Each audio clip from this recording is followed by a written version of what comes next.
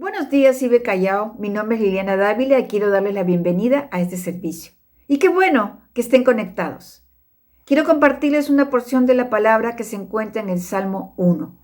El libro de los Salmos empieza con un bello poema de bendición para quien ama a Dios. El amor a Dios se revela en el rechazo al pecado y en la dedicación a obedecer sus mandamientos.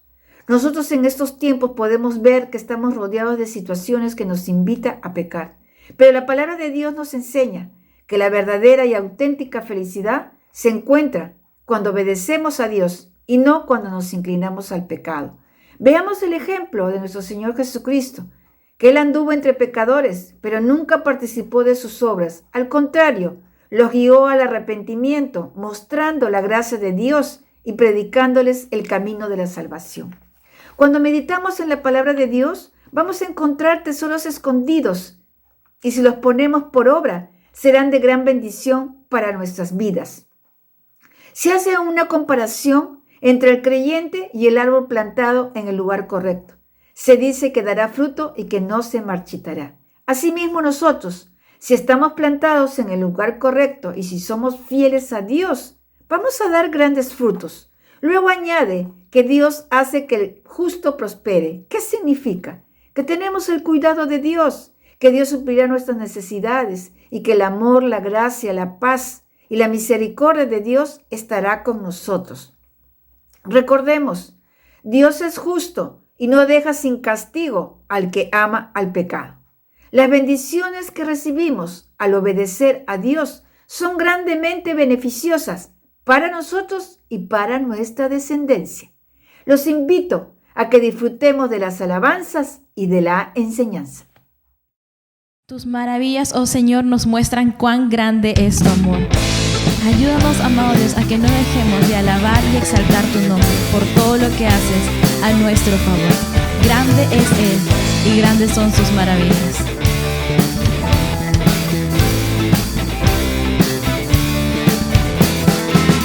Has aumentado, oh Dios, tus maravillas, enumerarlas no puedo. Si yo anunciaré y hablaré de ellas, no hay tiempo para terminar. Has aumentado, oh Dios, tus maravillas y ya no puedo contarlas. Misericordia me das día tras día, tu canto en mi boca estará.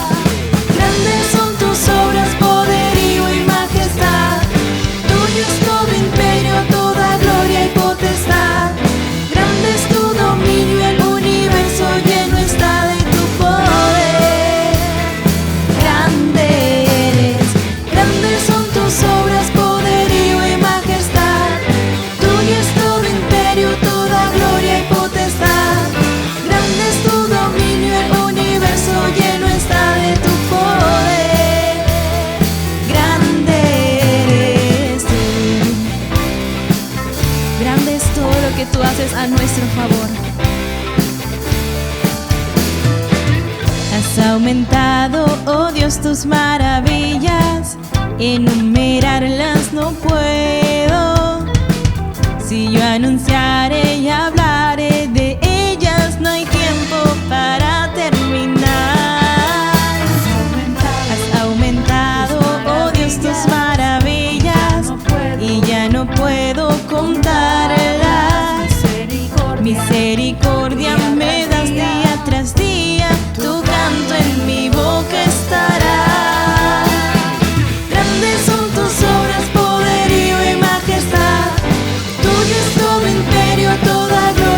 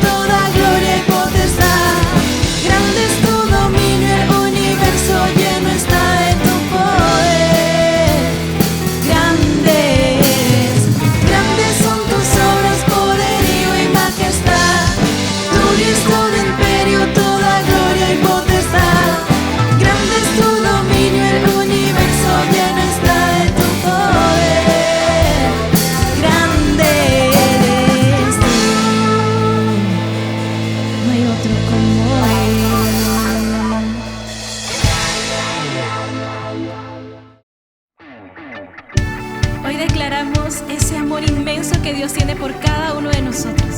Hoy celebramos ese amor con todas nuestras fuerzas, con todo nuestro corazón.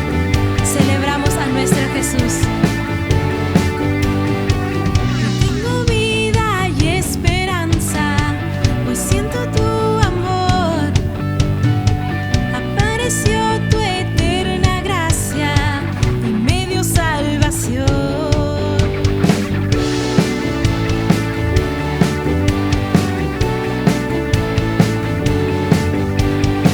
Sé que no merecía nada, mas tu perdón llegó.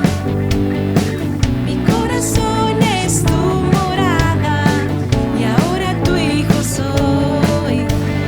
He vuelto a empezar, todo dejo atrás. Tu amor me dio alegría y nueva vida. Tu amor cambió mi tristeza y ahora en fiesta. Cristo Jesús, eres mi alegría. Por tu amor vivo hoy. En ti encontramos nuestra segunda oportunidad. Tú nos has dado una nueva vida. Sé que no merecía nada, mas tu perdón llegó.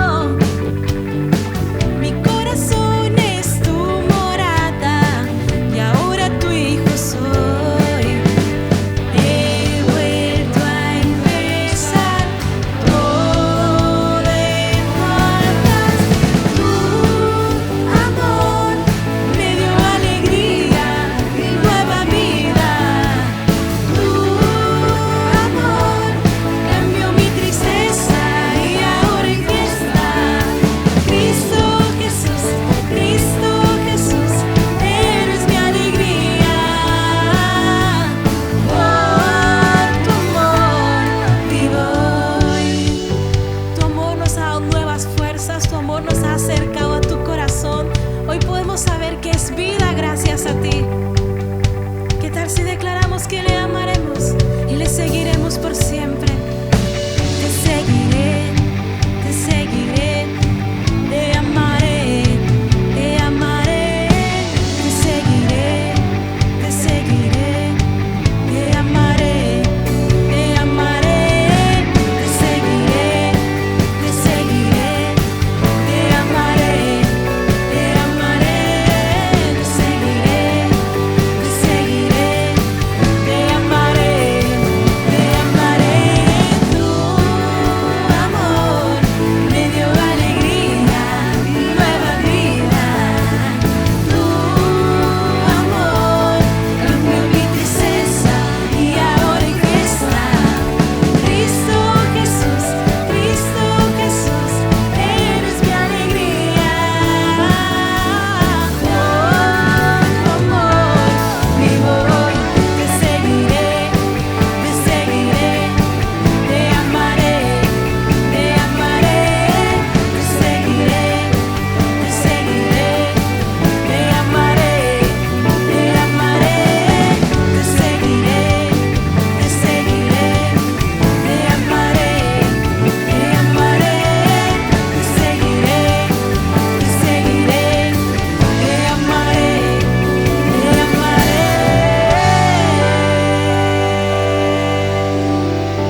Te seguiremos, Señor.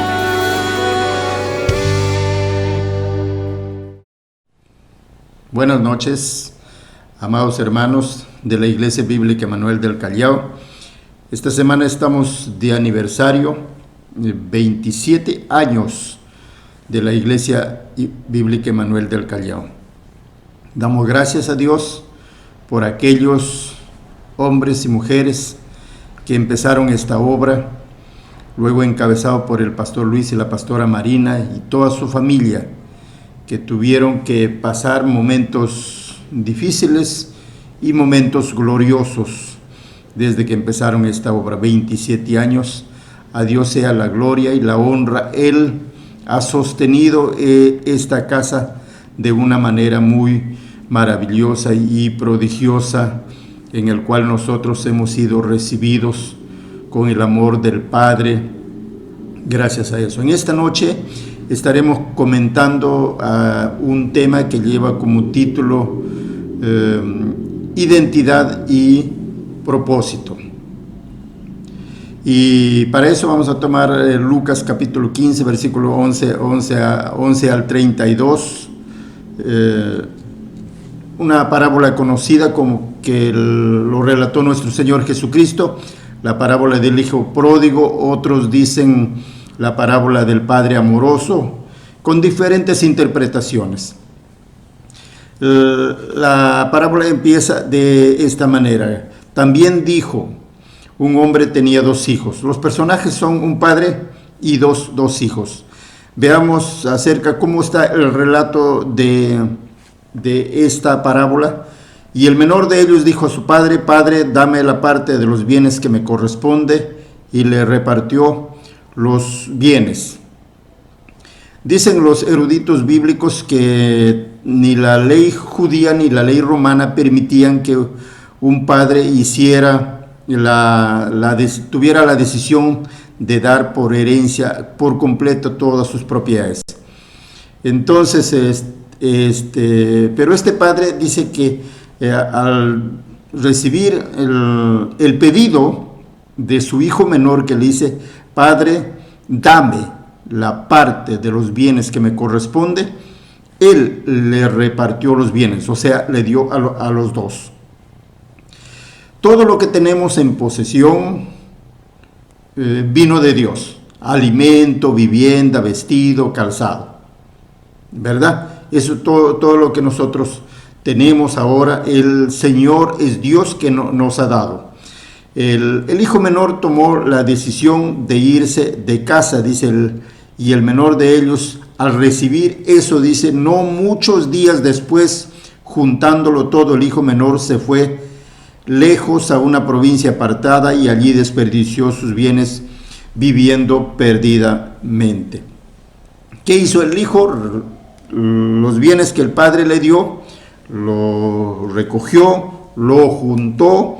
No sabe qué tipo de bienes era, porque cuando él se lo juntó, no es que sacó de su bolsillo el papá y se lo dio, no es que sacó del baúl, del cofre, de la caja fuerte, lo sacó y lo dio, sino que estaba seguramente en propiedades, en algunos bienes, y el hijo tuvo que venderlo, juntarlo para llevarse.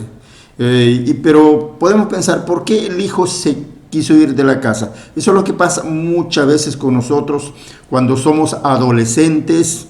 No nos gusta a nosotros el control, no queremos sujetarnos a nuestros padres, no queremos sujetarnos a nuestros tutores, a nuestros mentores, no queremos sujetarnos a nuestros hermanos mayores, no queremos sujetarnos a nuestros profesores, no queremos sujetarnos a las personas que tienen cierto control sobre nosotros para disciplinarnos, para ayudarnos, para corregirnos, para instruirnos, y no queremos sujetarnos. Entonces nosotros estamos ahí, estamos en la casa, estamos con las personas, pero nuestra mente, cuando estamos en el campo, cuando estamos en la escuela, cuando estamos aún comiendo, cuando estamos aún durmiendo, siempre estamos pensando en querer ser libre, querer ser independientes, experimentar cosas nuevas.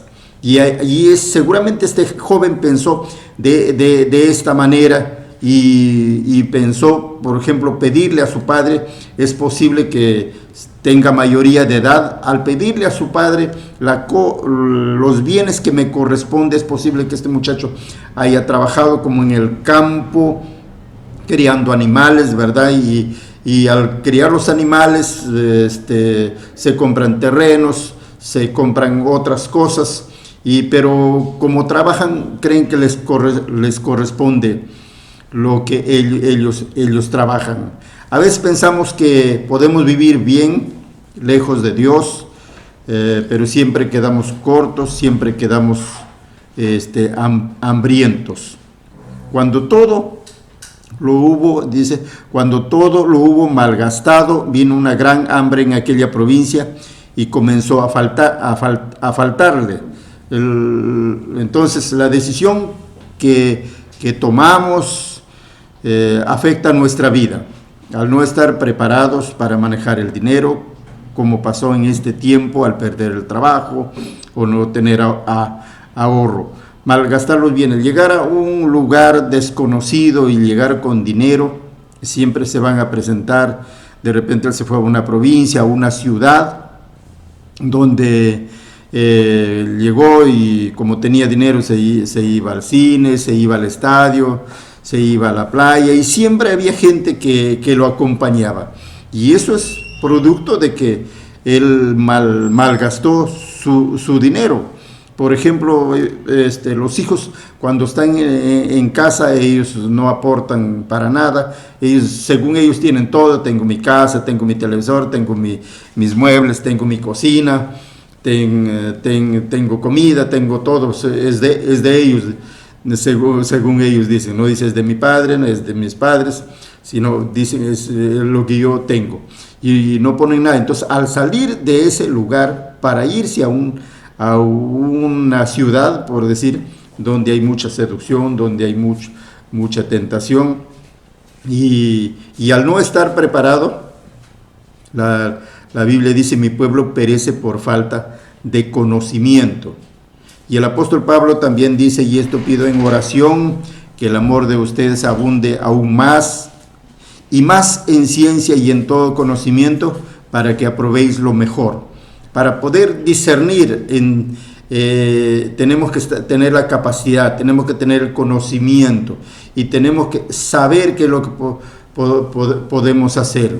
Hoy en este tiempo de pandemia nos hemos dado cuenta que muchos vivían el día a día recibiendo su salario para ir y comprar y hacer cosas y depender del sueldo que llega a la semana, la quincena o el fin de mes. Y no había capacidad de ahorro, no había capacidad de inversión. Entonces, este es el momento que ha sido difícil para muchos en el Perú y en el mundo por la falta de trabajo. Y se fue, dice el versículo 15, dice, y se fue y se arrimó a uno de los ciudadanos de aquella tierra, el cual le envió a su hacienda para que apacentase cerdos. O sea, él se vio en la necesidad. Dijo, ya no tengo dinero, ya no tengo amigos, tengo que poner una solución, tengo que buscar trabajo. Y en tiempos de hambruna, donde más escasea es el trabajo, porque cada uno de ellos no quiere tener un empleado, no quiere tener un negocio, se pone más difícil las inversiones, más difícil los ingresos, y por lo tanto el muchacho buscó solucionar su problema, humanamente solucionar su problema. Pero ¿qué es lo que pasó? Lo que pasó es que él empeoró su situación, fue a buscar trabajo. ¿Qué sabes hacer para trabajar en una ciudad? No sabía hacer nada. Él venía del campo y por lo tanto lo único que sabía era cuidar ovejas, cuidar vacas, cuidar caballos, cuidar asnos, ¿verdad? Cuidar cerdos. Y entonces, por eso es que él dijo, ¿qué sé hacer? Voy a hacer lo que sé. Entonces se fue a buscar y se arrimó, dice, a uno de los ciudadanos de aquella tierra, el cual envió a su hacienda para que apacentase cerdos. Y deseaba llenar su vientre de las algarrobas que comían los cerdos, pero nadie le daba. O sea, apacentar los cerdos no significa darle los algarrobos. Apacentar significa llevarlos en el día al campo para que los cerdos comieran pasto, comieran hierba y también bebieran agua en los riachuelos. Y cuando se necesita que estos cerdos eran para negocio, cuando se lleva a vender, los cerdos tienen que estar gordos, pero el pasto no engorda a los cerdos. pasto y agua, los cerdos no van a engordar. Por lo tanto, volvía en la tarde al lugar donde a los cerdos le tenían que dar algarrobos.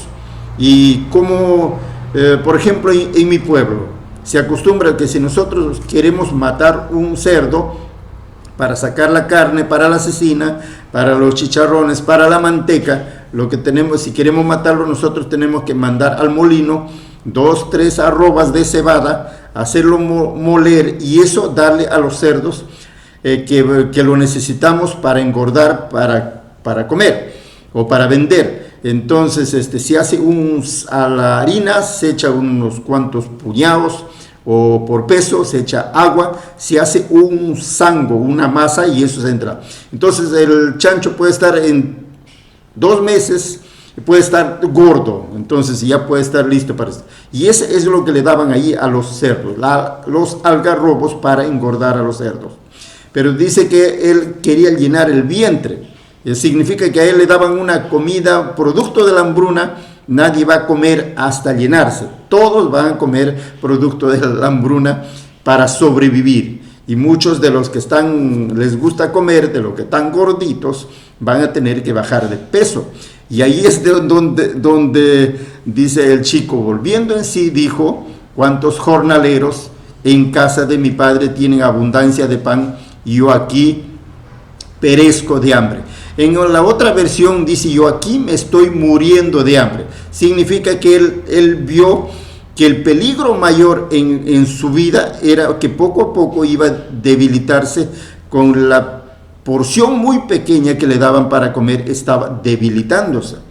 Entonces por eso es que dice: yo aquí me estoy muriendo de hambre, ¿verdad? Y entonces, ¿qué es la muerte? Pensemos por un poco. La muerte es algo que nadie sabe, que nadie quiere. No sabemos cómo, dónde vamos a morir. Y de la muerte quisiéramos no hablar o evitar. Y a veces la gente piensa que, por decir, toda persona que muere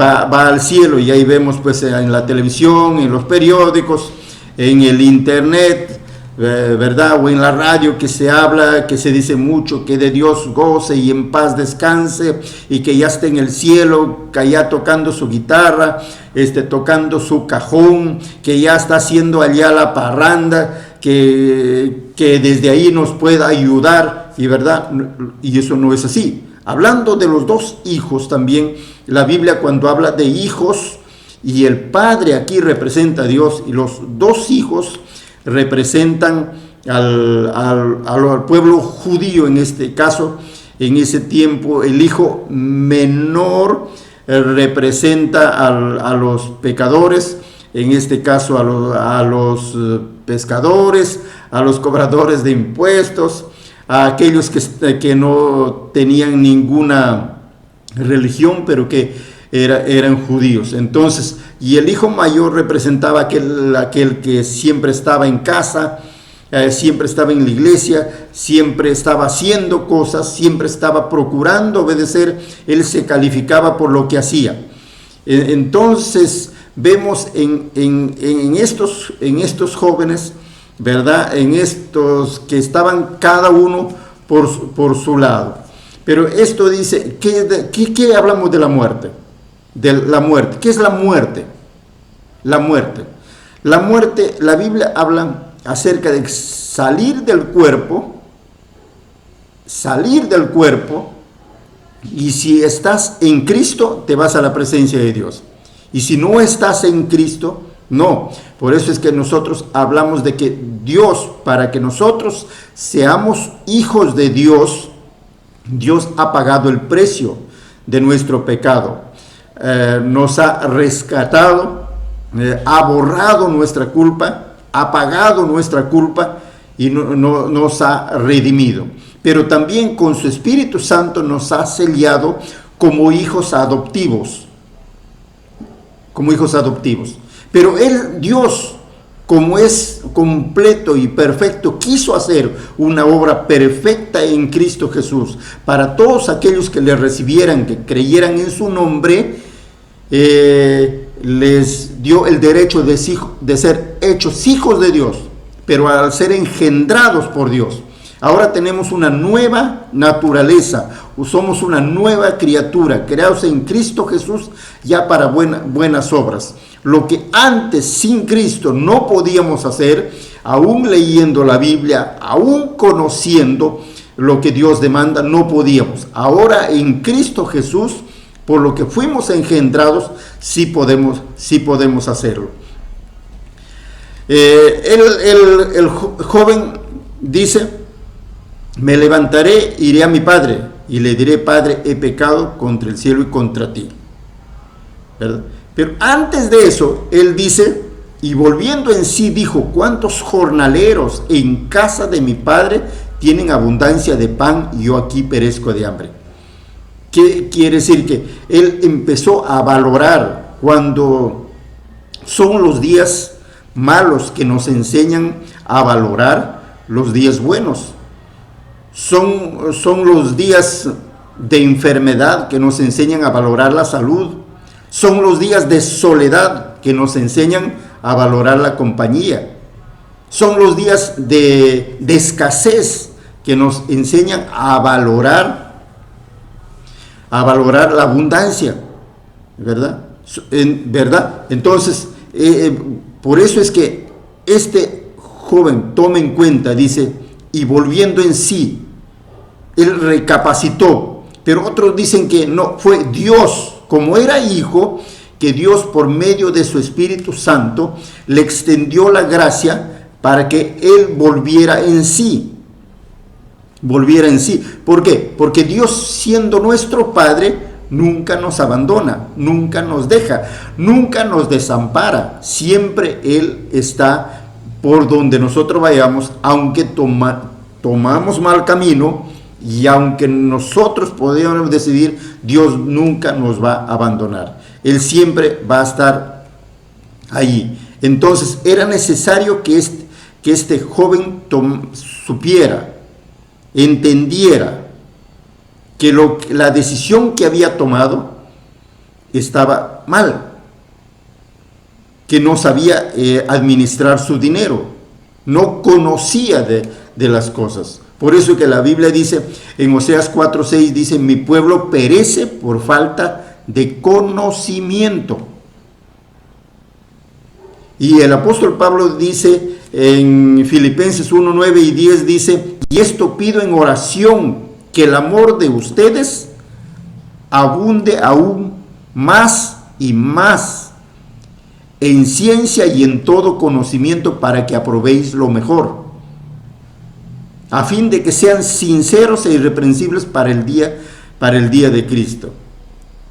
Lo que Dios quiere es que nosotros tengamos conocimiento de las cosas, acerca de la ciencia, conocimiento de las cosas, cómo nosotros podemos discernir acerca de todas las cosas y cómo nosotros podemos tener el conocimiento de Dios para probar lo mejor, a fin de que seamos sinceros e irreprensibles para el día de Cristo Jesús. Y el versículo 20 dice: y levantándose vino a su padre, y cuando aún estaba lejos, vio su padre y fue movido a misericordia, y corrió y se echó sobre su cuello y le besó. ¿Cuál es la cualidad del padre? Del momento que se fue, él estaba esperando que volviera. Tenía una actitud positiva hacia aquel que se ha ido, no una actitud de desprecio, no una actitud de desconocimiento como su hijo. Y al verlo fue movido a misericordia y corrió y se echó sobre su cuello y le besó. Y el hijo le dijo: Padre, he pecado contra el cielo y contra ti, ya no soy digno de ser llamado tu hijo. Hasta allí el padre le dejó que dijera. Pero él había dicho que, dice, le diré a mi padre, Me iré, le diré a mi padre, dice, he pecado contra el cielo y contra ti. Ya no soy digno de ser llamado tu hijo. Hazme como a uno de tus jornaleros. Pero cuando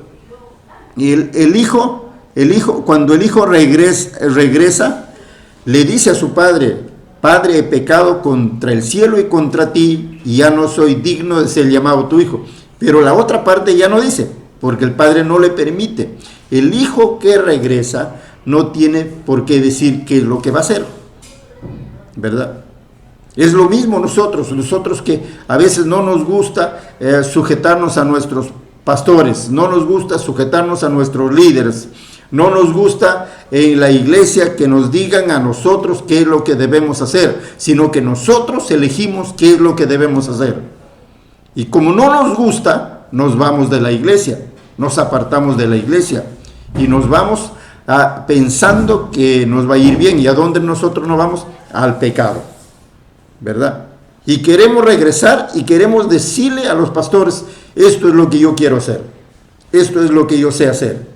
Pero no, el padre aquí solamente le permite hasta donde está correcto que el hijo le dijera, he pecado contra el cielo y contra ti. Número 1, toda persona que se aparta comete pecado.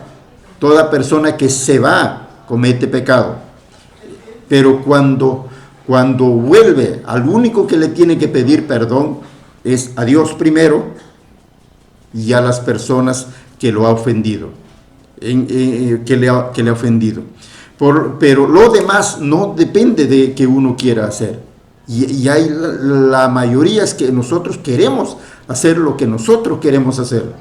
Pero para Dios no. Para Dios es que nosotros venimos y digamos como el apóstol Pablo, Señor, ¿qué quieres que haga? Él va a decidir qué vamos a hacer. El hijo acá, el hijo menor al regresar, él pensó decirle a su padre, ya no quiere ser llamado tu hijo, sino un jornalero. Pero no le permitió el padre que dijera eso, solamente que pidiera perdón a Dios y pidiera a él. Entonces, pero el padre dijo a sus siervos, sacad el mejor vestido, vestidle, poner un anillo en su mano y calzado en sus pies. ¿Cómo regresó? ¿Cómo se pueden regresar? Primero, hasta donde se entiende, primero estaba flaco.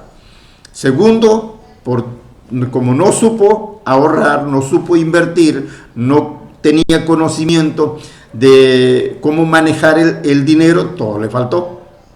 Buscó la solución para sobrevivir y le fue peor. Y estaba ya, pero reconsideró y dijo, y entonces que como viene, el padre le restituye su autoridad de hijo, le da lo que un hijo necesita, le da el vestido, le da el calzado, le da el anillo, le restituye de hijo, le da las cosas básicas como el alimento, como la ropa, como la vivienda, ¿verdad? Entonces, pero ahora tiene que someterse al padre para que el padre le diga qué es lo que tiene que hacer. Pero el padre, ¿qué hace? Hace una fiesta, traer el becerro gordo y matarlo y comamos y hagamos fiesta. No es solo una fiesta, es una gran fiesta. Nosotros, por ejemplo, las costumbres en los pueblos era, ¿y cómo estaba la fiesta? Ahí más o menos, solo mataron unos gallos, unas gallinas, unos cuantos cuyes. Y ahí más o menos estaba la fiesta. Y otra fiesta, ¿y cómo estaba la fiesta? Sí, estaba regular, mataron unos carneros, unos cabritos, una fiesta regular, así, de regular estuvo la fiesta. Pero ¿y cómo estuvo la fiesta? Estuvo muy buena, que mataron un toro, mataron un becerro, mataron una ternera, hubo carne, hubo cecina, hubo bistec, hubo lomo, hubo guiso, la fiesta estuvo muy buena. Eso es lo que dice acá, y traer el becerro gordo y matarlo y comamos y hagamos fiesta. ¿Con quiénes? Con todos. A ver, ¿qué es lo que este padre tenía? Tenía siervos. Tenía siervos. ¿Ya? Tenía jornaleros. Los siervos son aquellos que vivían en su casa, son aquellos que producto que no tienen dónde vivir, que no tienen casa, algunos tienen familia, pero viven junto a su amo. Esos son los siervos. Pero los jornaleros son aquellos que entran 7 de la mañana y se van 5 de la tarde. Los jornaleros son aquellos que cobran un salario diario, un salario semanal, un salario quincenal o mensual. Normalmente era un salario diario que se pagaba en moneda o se pagaba en alimentos a los jornaleros. Entonces llamó a los siervos, llamó a los jornaleros, llamó a los vecinos y para hacer, dijo, una fiesta. ¿Por qué una fiesta? Porque mi hijo muerto era. La palabra muerto en la Biblia significa separado, como separado el alma, el espíritu del cuerpo. También significa que se apartó. Entonces dice, porque mi hijo muerto era, o sea, no, se fue de nosotros, se fue de mi corazón, se fue de mi lado, se fue de mi campo, se fue de mi casa, se fue de su hermano, se fue de los siervos, se fue del jornalero, se fue, estaba muerto y ha revivido, quiere decir, ha vuelto, dice, se había perdido y es hallado. Se había perdido, significa que ha sido hallado, se había perdido, pero dice que él volvió, se había perdido. ¿Por qué? Porque si el Padre representa a Dios,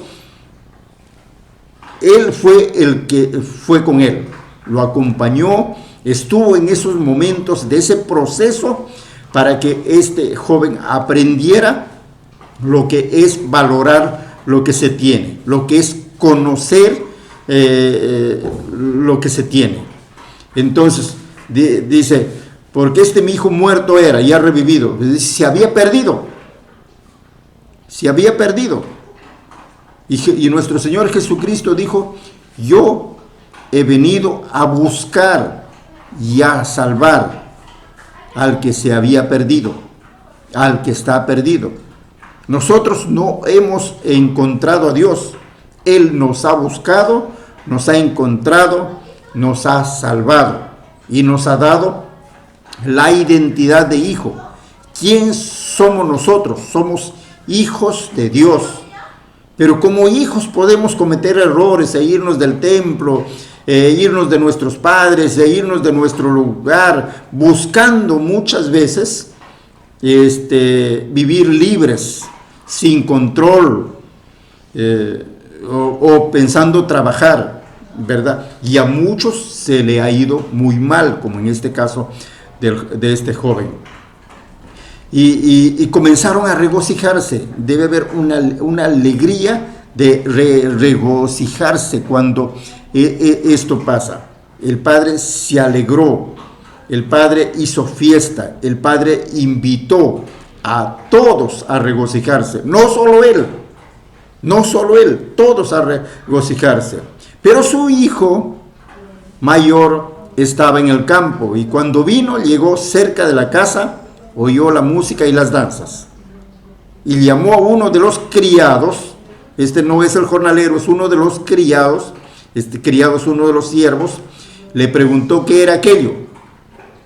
Él escuchó la música, escuchó la fiesta, vio a la gente, vio las danzas, escuchó los cánticos, ¿verdad? Y entonces él dijo, ¿qué pasó? Es posible que este hijo ya supiera que su hermano había venido. Es posible, porque si vivía junto a su padre y su padre sentía la ausencia, la lejanía del hijo que se había ido y que lo estaba esperando, quizás todos los días, estaba mirando, porque uno se da cuenta que está mirando, ¿verdad? Así sucedía en mi pueblo cuando alguien viajaba de la familia y no sabíamos cuándo regresaba, siempre estábamos de rato en rato o una vez al día o dos mirando por allá por la fila cuando aparece el que se había ido. Y cuando lo veíamos a gran distancia, a la lejanía, apareciendo por una colina, él o con otro más con los que se fueron, a gran distancia se reconoce que es la persona y uno se produce una alegría que está viniendo el que se había ido. Entonces eso es lo que este padre dijo, hizo fiesta. Y llamando el hijo mayor a los criados le preguntó qué era. Y él le dijo, tu hermano ha venido y tu padre ha hecho matar el becerro gordo por haberle recibido bueno y sano. ¿Y qué dijo entonces? Se enojó y no quería entrar. Salió por tanto su padre y le rogaba que entrase. ¿Qué podemos aprender en esta parte aquí del Padre? Cuando nosotros vemos las cosas que no son como nosotros queremos, que no son como nosotros pensamos, que salen todo lo contrario a lo que a veces nosotros pensamos, tener una actitud positiva. La actitud del Padre fue que al hijo que se fue, cuando regresó, él corrió a abrazarlo, a besarlo. Corrió.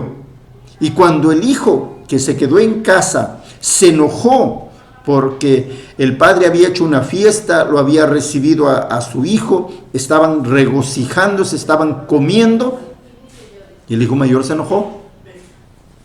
Es posible que lo haya visto que nunca más vuelva o que algo le pase por ahí, o de dónde se enteró de cosas que él hacía, quizás averiguaba, pero nuestro Señor lo contó así. Entonces le dijo, pero cuando vino tu hijo, que ha consumido tus bienes con rameras, has hecho matar para él el becerro gordo. Pero cuando dijo tu hijo, no dijo mi hermano, ¿verdad? Dijo, cuando vino tu hijo que ha consumido tus bienes con rameras, has hecho matar para él el becerro gordo. Él entonces le dijo, hijo, tú siempre estás conmigo y todas mis cosas son tuyas. Mas era necesario hacer fiesta y regocijarnos, porque tu hermano era muerto, ha revivido y ha sido hallado. Antes, el Salmo 119 dice, antes de sufrir, yo andaba descarriado, mas ahora obedezco tu palabra. Nuestro Señor Jesucristo dijo, ninguno puede venir a mí si el Padre no lo trajera. Juan 6:65. No es que el Hijo tomó la decisión de venir y poder venir, es que Dios produjo en él el sentimiento, la convicción de ver su vida, analizar su vida, que él tome una decisión, pero esa decisión fue impulsada por el Padre, porque la Biblia dice, ninguno puede venir a mí si el Padre no lo trajere. Y Dios dice, deje el impío su camino y el hombre inicuo sus pensamientos, y vuélvase a Dios, el cual tendrá de él misericordia y será amplio en perdonar. Isaías 55:7.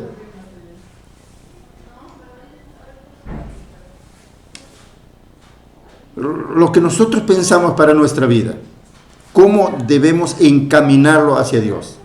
Ya que Dios dice, mis pensamientos no son los pensamientos de ustedes, ni sus caminos mis caminos. Así como los cielos son más altos que la tierra, también mis caminos y mis pensamientos son más altos que los caminos y pensamientos de ustedes. Isaías 55:8 y 9. Eso es lo que Dios quiere, pero nosotros es lo que queremos hacer las cosas. Y no es así. Nosotros no dependemos de Dios. Hay propósitos naturales por los cuales nosotros en esta vida podemos hacer propósitos naturales, por ejemplo, ser abogado, ser ingeniero, ser un técnico, ser un profesional en alguna rama acá, y con el esfuerzo y con la inversión que se puede poner, se puede lograr hacer eso. Pero el propósito eterno es lo que Dios tiene que hacer. El propósito divino que Dios tiene para nosotros, eso solamente lo puede hacer Dios. ¿Y cómo nosotros vamos a conseguir? ¿Cómo nosotros vamos a hallar el propósito eterno de Dios para nuestra vida? Solamente sirviendo a Dios. Solamente sirviendo a Dios.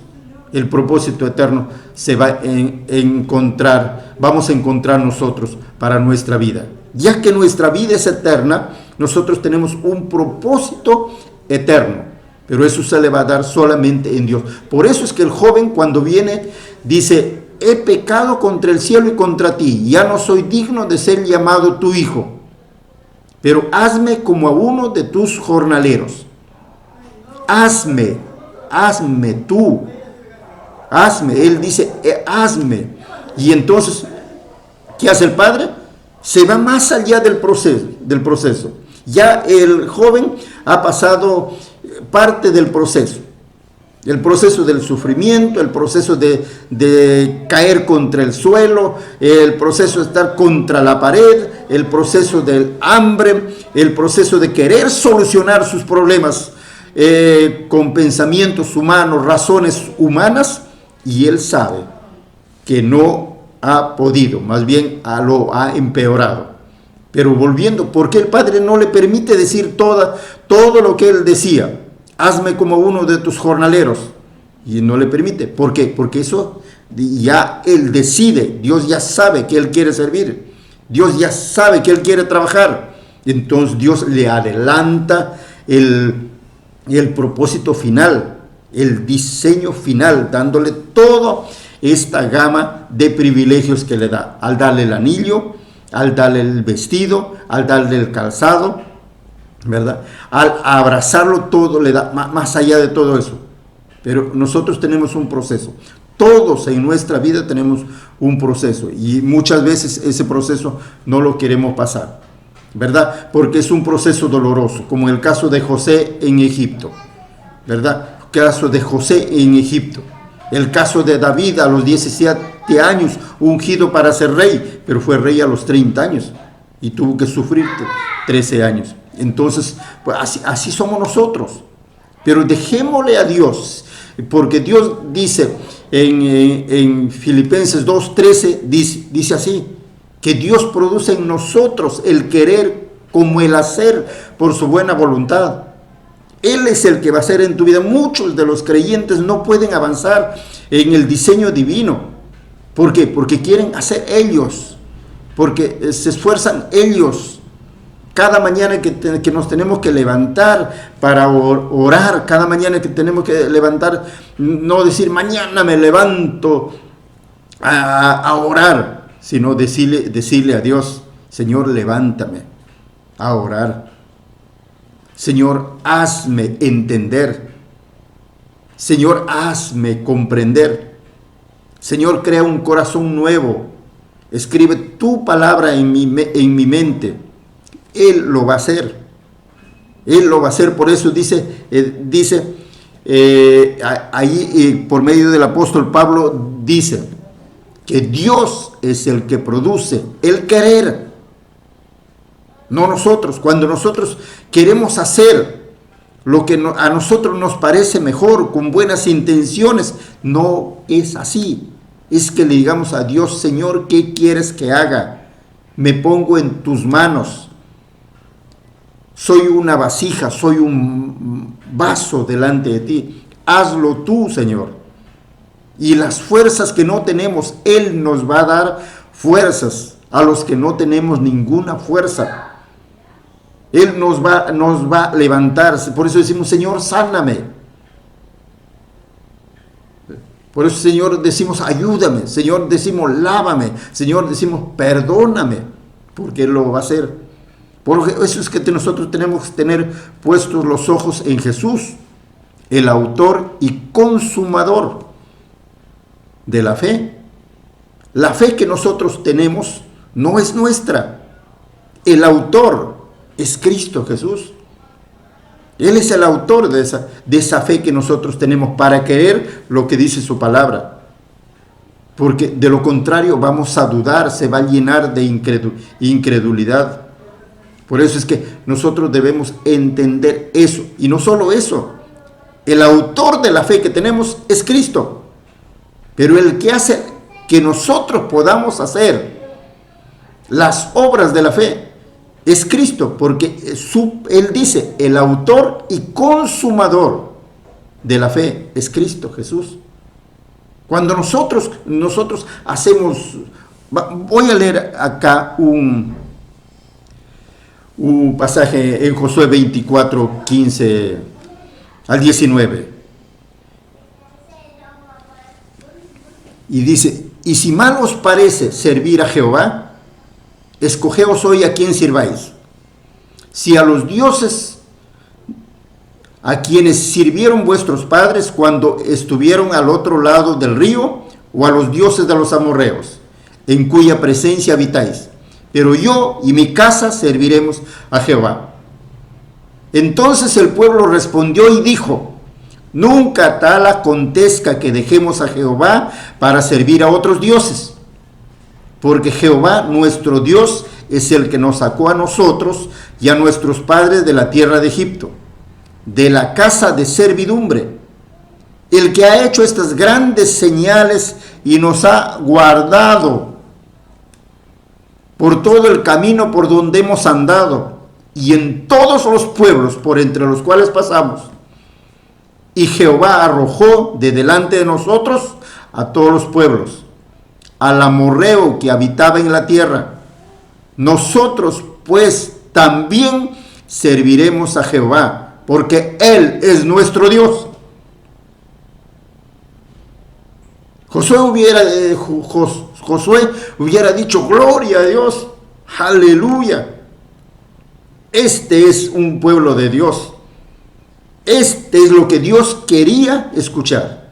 Este es el anhelo que Dios tenía para escucharlos a ellos. Para que este pueblo que hace voto, que se compromete, que hace pacto, pueda servir a Dios. Pero no. Entonces Josué dijo al pueblo, no podréis servir a Jehová, porque Él es Dios santo y Dios celoso. Después de una declaración que hizo el pueblo de Israel, que vamos a servir, nosotros serviremos a Jehová, porque Él es nuestro Dios. Y Josué le dice, no podréis servir a Jehová, porque Él es Dios santo y Dios celoso. Porque el ser humano, nosotros no podemos. Es Dios el que lo hace en nuestra vida, el Dios que nos da la fortaleza. El apóstol Pablo dijo, miserable hombre de mí, ¿quién me puede librar de este cuerpo de muerte? Lo que quiero hacer no hago, lo que no quiero, eso hago. Mas doy gracias a Dios, que en Cristo Jesús me ha rescatado, me ha salvado para una nueva vida.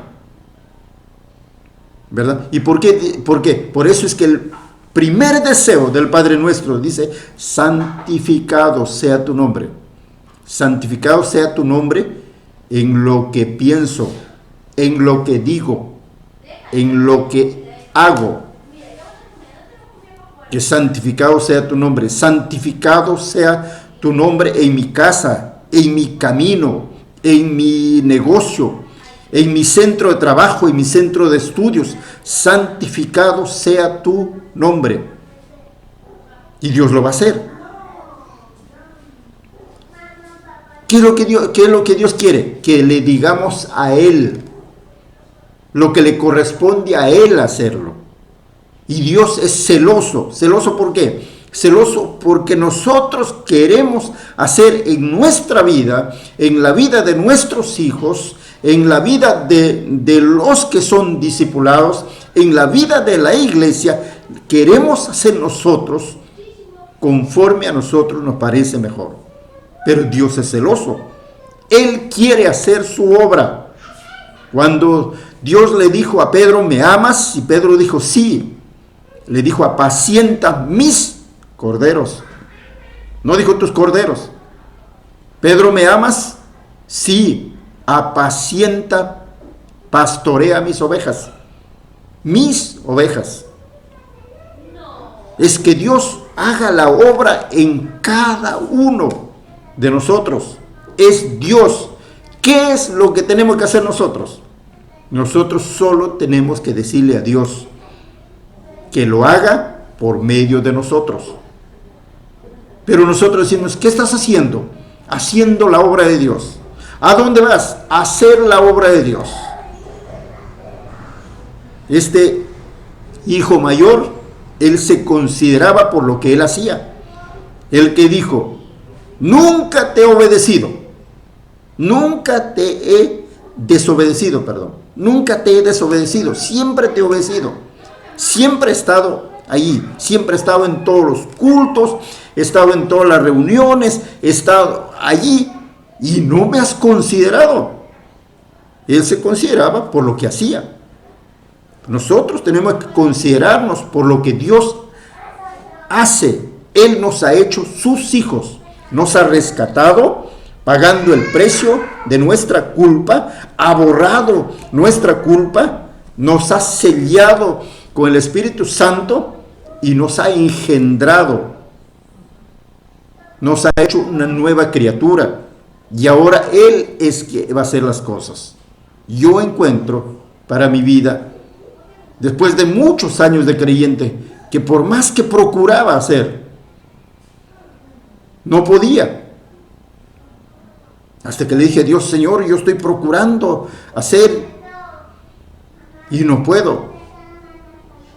Y la convicción del Espíritu Santo a mi vida fue, es que tú lo quieres hacer. Mientras tú lo quieras hacer, yo no me meto. Pero si tú me dejas hacer a mí, vas a disfrutar. A pesar de todos los problemas que haya y las dificultades que nosotros podamos tener. Que el Señor nos ayude. Como padres, la Biblia dice ser imitadores de Dios como hijos amados. Como padres, cuando veamos que las cosas no son como creíamos, es necesario la flexibilidad, tener una actitud positiva, no una actitud condenatoria. Como hijos, ¿qué podrá separarnos del amor de Cristo? Tribulación, angustia, persecución, hambre, desnudez, peligro, espada. Todas estas cosas que se nombran aquí son con el propósito de separarnos de Dios, de separarnos de Cristo, de separarnos, de apartarnos del propósito que Dios tiene para nosotros. Todas estas cosas se van a dar: tribulación, angustia, persecución, hambre, desnudez, peligro, espada. Pero ni lo alto ni lo profundo, ni ninguna otra cosa creada nos podrá separar del amor que Dios nos ha mostrado en Cristo Jesús, Señor nuestro. Romanos 8, 35 y 39. Porque todo el que ha nacido de Dios vence al mundo. Y esta es la victoria que ha vencido al mundo, nuestra fe. Primera de Juan 5, 4. Ahí dice, y esta es la victoria que ha vencido al mundo, nuestra fe. ¿Qué es nuestra fe? Es la certeza de lo que se espera, la convicción de lo que no se ve. Es decirle a Dios que Él haga en nosotros Filipenses 2:13, como dije al principio, dice, porque Dios es el que produce en nosotros el querer como el hacer por su buena voluntad. ¿Qué tengo que decirle a Dios? Dios, eres mi Padre. Dios, yo soy tu Hijo. Produce en mí el querer, produce en mí el hacer por tu buena voluntad. Por su buena voluntad, no porque lo merecemos, sino que Él lo va a hacer en tu vida. Y uno de los mayores placeres tener, a pesar de todas las dificultades que podemos tener para separarnos del amor de Cristo, es que Dios esté haciendo la obra en nuestra vida, no nosotros, es que Él lo esté haciendo. Para esta vida, tú lo puedes hacer muy bien, yo lo puedo hacer bien. Muchos para esta vida estudian, se esfuerzan, trabajan, invierten, ahorran y logran propósitos naturales. Pero los propósitos eternos, divinos, solamente Dios lo puede hacer en nuestra vida. Porque Él es el que produce en nosotros el querer por su buena voluntad. Tanto el hijo mayor como el hijo menor, demuestran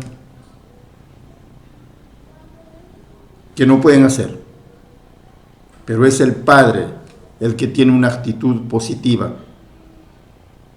de al hijo menor abrazarle y al hijo mayor rogarle, entra.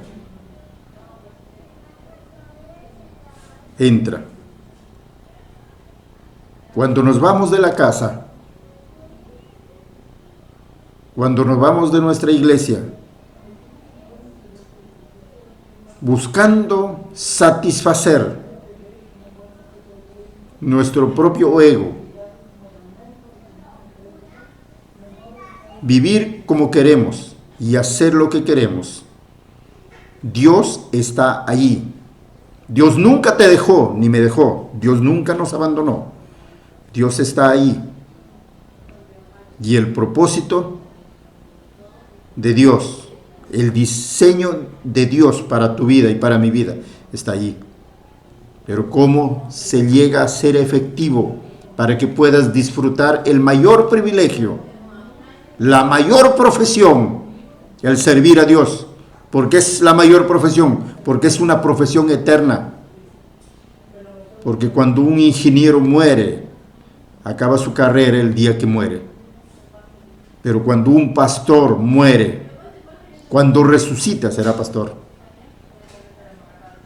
Amados de Dios, solo Él lo puede hacer. Solo Él lo puede hacer. Nuestro Padre, Él lo puede hacer. Vamos a orar. Amado Dios, vengo a ti a disponer mi corazón, porque tú me dices hoy, hijo mío, dame tu corazón. Te entrego mi corazón, te entrego mi mente, te entrego mis pensamientos, te entrego mis pasos, te entrego la obra de mis manos. Hazlo tú, Señor. Ayúdame, Señor, a comprender que los días se pasan muy rápidamente, que no me alcanzará esta vida para hacer todo el trabajo que quiero hacer. No me alcanzará esta vida para viajar, no me alcanzará esta vida para realizar todo lo que pienso hacer. Pero te doy gracias que mi vida puede ser fructífera si vengo a ti. Hoy tomo una decisión porque tú estás produciendo en mí. Yo quiero volver a la iglesia. Yo quiero volver a mi discipulado. Yo quiero volver a mi servicio. Quiero volver a hacer lo que tú me habías mandado hacer y no puedo. Y no puedo. Te pido que tú produzcas en mí el querer, que tú lo hagas, que tú produzcas en mí el hacer. Entonces sé que mi vida va a ser llena de paz, llena de alegría y que estoy en el camino más asombroso de aquel Dios, mi Padre, que me ama, que me abraza, me besa, me viste y me restituye mi autoridad, mi privilegio de ser hijo. Y voy a sentir su placer en mi vida. Gracias te doy, Señor Jesucristo, porque tú te fuiste a la cruz. Pero antes tuviste que aprender a ser obediente. Sabías el dolor que te costaría para redimirme, para salvarme. Gracias, Señor Jesucristo, por venir, buscarme y hallarme y salvarme. Gracias porque me tomaste en tus brazos y me llevaste a la casa del Padre. Gracias, Señor. Gracias, Padre. En el nombre de Jesús. Amén. Amén.